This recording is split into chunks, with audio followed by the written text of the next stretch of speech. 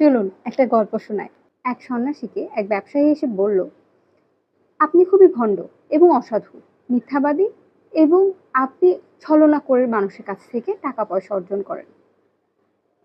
সন্ন্যাসী বলল, হুম, তুমি ঠিক। আবার অন্য আরেকজন ব্যক্তি ওই একই সাধুকে এসে বলল, আপনি খুবই ভালো এবং আপনার কাছ থেকে আমি অনেক কিছু শিখেছি।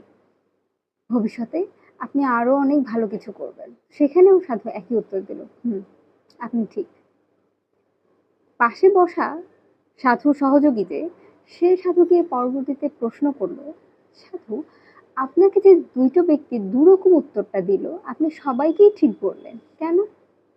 তখন সেই ব্যক্তিটা তাকে বলল যে, যে ব্যক্তি তোমাকে উল্লেখ করে বলছে সে ব্যক্তিটা আসলে নিজেকে প্রতিফলিত করছে, অর্থাৎ সে নিজেকেই নিজে ব্যাখ্যা করছে।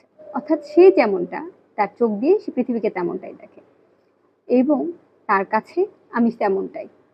আর এজন্যই তারা দুজনেই সঠিক।